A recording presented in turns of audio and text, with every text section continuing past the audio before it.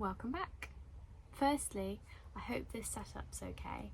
I do like to try and film outside, but it's very windy today and I didn't think that you'd hear me, and I think my tripod would just blow around and it would just be a whole mess. So we're on the bed today. I've got the skylight open for a little bit of natural light. I'm not sure if it's washing me out. We'll see. Also, I hope this is level. Ooh, it won't move too much because you're on a cushion which will wobble. I hope it's level. Nothing in the van is level, so I've tried my best. I wanted to film this. I wanted to start a little mini series of food recipes for throughout your cycle. So today we're going to be focusing on the luteal phase, which is the last phase in your cycle. It's also the longest phase, and it can be where people experience the most PMS symptoms and all that funny business. So yeah, I thought we'd start off there. So the foods that you want to be focusing on in your luteal phase are complex carbs, B vitamins, magnesium and calcium, and fibre. I'm just looking down at my little book, but I will insert a picture of this now for you to look at.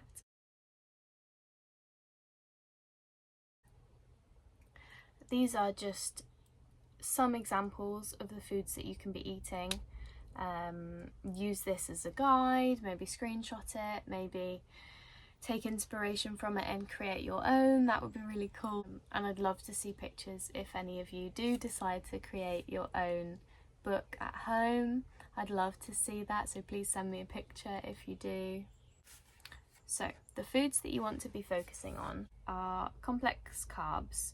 These are good because they moderate glucose in the bloodstream, as well as regulating energy and mood.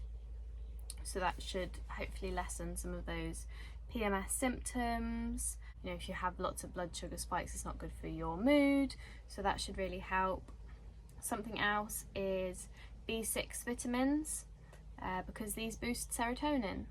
Fun fact, bananas are really high in B6, so it's good for your serotonin. Keep that, mood high while you're in your luteal phase, because it has a tendency to dip. This is when you can get quite sad or quite emotional, so keeping that serotonin up is a really good choice. Then moving on to magnesium and calcium rich foods. These are good to prioritise because they reduce PMS, support mood and steady hormones. All of these things, helping to reduce those PMS symptoms pre-period. And lastly, fibre. Focusing on fibre because it's really good for supporting your digestion. So that's just a quick overview of what you could try to focus on during your luteal phase in terms of the meals that you put together and the ingredients you choose. Okay, so I've created some meal cards. I will be going through each of the phases, but I thought today we'd just do the luteal phase and see how it goes. I haven't finished these pages. This whole book is a work in progress for me. I'm really enjoying learning more about my cycle and just adding in things as I learn them. That's what's working for me. So these meal cards are inspired by what me and my partner eat every week. We tend to eat the same meals, but I just like to change them around a little bit depending on where I am in my cycle. Say I will change the veg out, or I'll make sure we eat more protein and less carbs, vice versa. Just really trying to adapt the meals that we already eat instead of creating whole new meals, because that's really time consuming and a lot of effort to think about.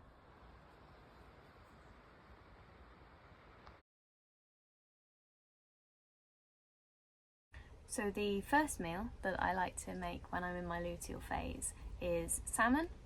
Salmon's really good for you at all times of the month because it's really high in omega-3s, those healthy fats.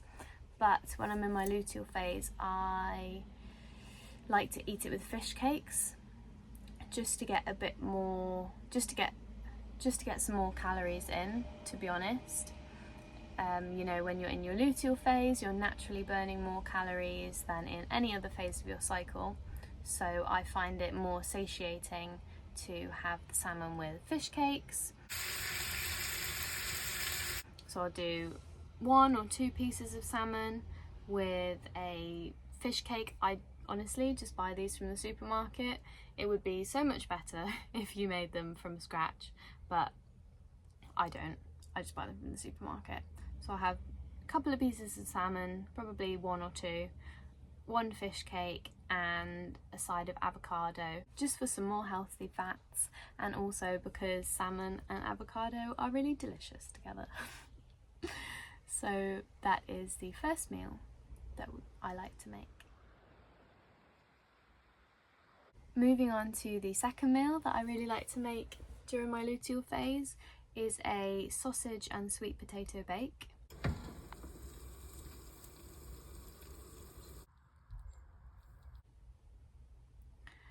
This is really simple. I tend to do quite a lot of meal prepping during the day if I can, or in advance, just to make the evening meal even faster. In the day, I will pre-cook the sausages in the oven.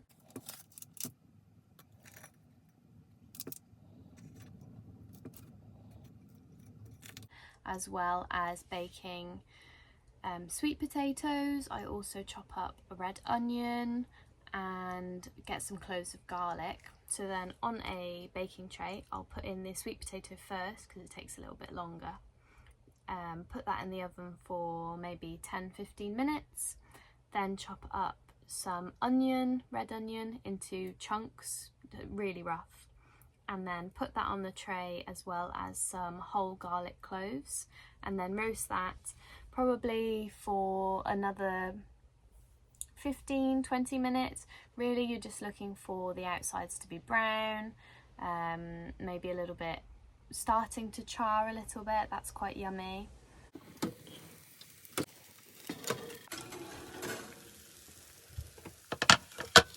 And then that's that meal prep done. So you've got the sausages ready to go and you've got your roasted veg.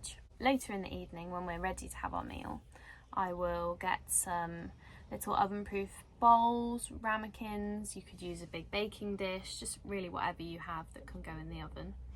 And I'll chop up some sausages, put in some of the baked veg, as well as some crusty bread on top. We like to use sourdough.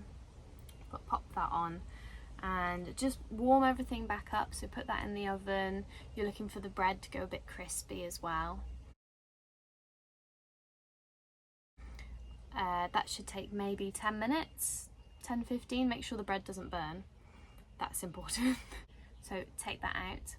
Then you'll boil some hot water and make some gravy or stock.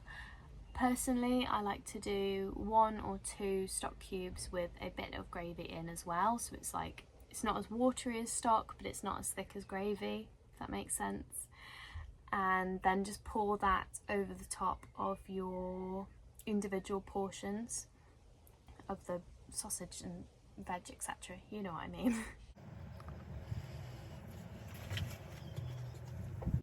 And pop that in the oven.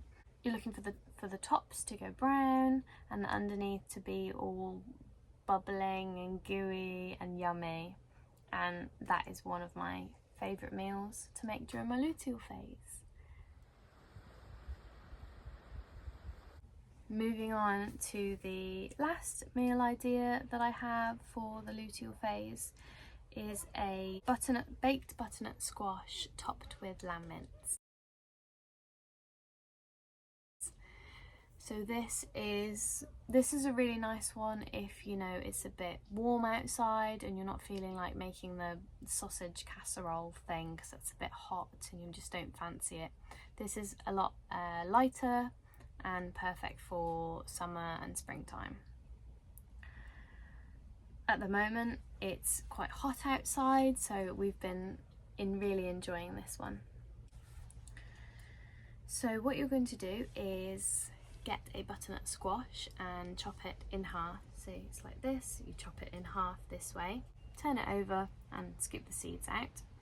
Then I like to chop it in half again, so now you've got 4 pieces. Cover that in olive oil, salt and pepper, and roast that for, depending on the size of the butternut squash, about 45 minutes. You'll know when it's ready because it will have turned a bit squishy. So while that's cooking, in a pan I get some lamb mince. Usually for me and my partner we eat about 500 grams between the two of us, and I will just fry that off in some butter and olive oil, salt and pepper, and then you can really season this to taste.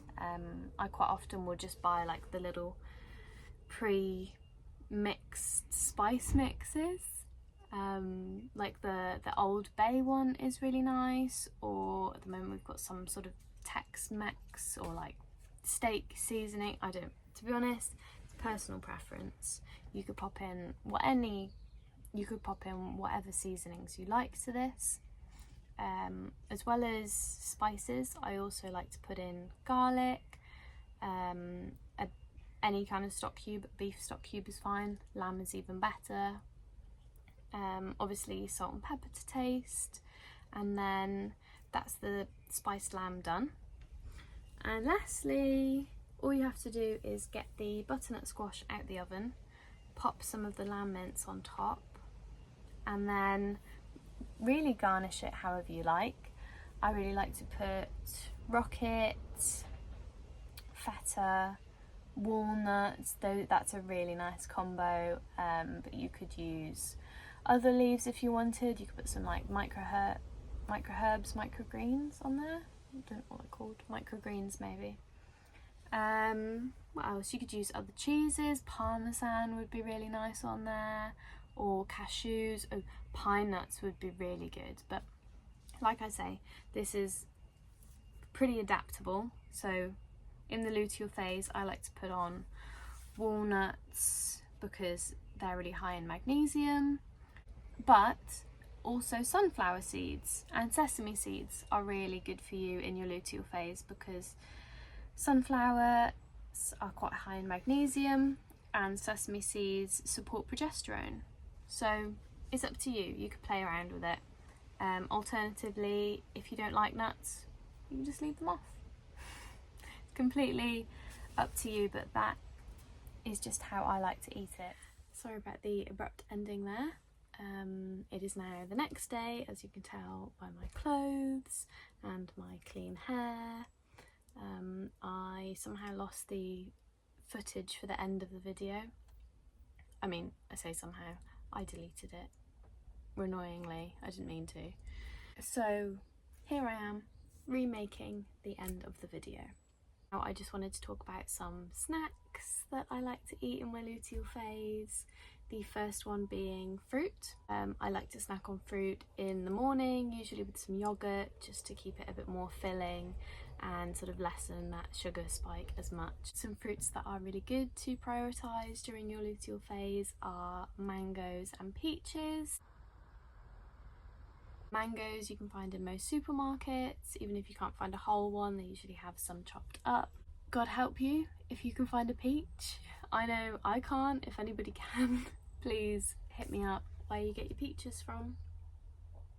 I was about to sing the Justin Bieber song then, but I won't. It's playing in my head anyway. Sorry if it's now also playing in your head. Mango is really good for you because it balances your hormones. So pro tip, eat the mango. Secondly, something else I like to snack on is dates. I have a video on my TikTok and my YouTube about how to make some date balls. Date balls are a really good way to pack in some other healthy foods like nuts and seeds and powders. Another easier way to eat dates is to just cut them open, pull out the seed, put in some peanut butter and maybe some dark chocolate, or maybe sprinkle some sea salt on top. That's really nice too. And that could be eaten like as a pudding or just as a sweet treat in the afternoon, or whenever you like, because you don't need an excuse to have a sweet treat. You can have one at any point of the day. Lastly, something that I love to make when I'm in my luteal phase is banana bread. At the moment, I seem to be making one of these every single week for me and my partner to enjoy each day.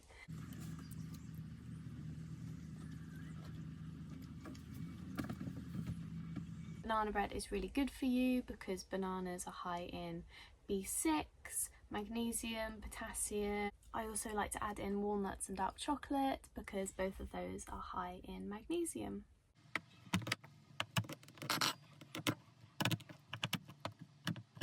So that will just support you throughout your luteal phase as well. So something else really exciting that I wanted to talk to you about is up and coming videos. So me and my partner are planning to go to Europe in the van in about 3 or 4 weeks, so sort of the start of July. So I just wanted to say that I'll be uploading a lot more content.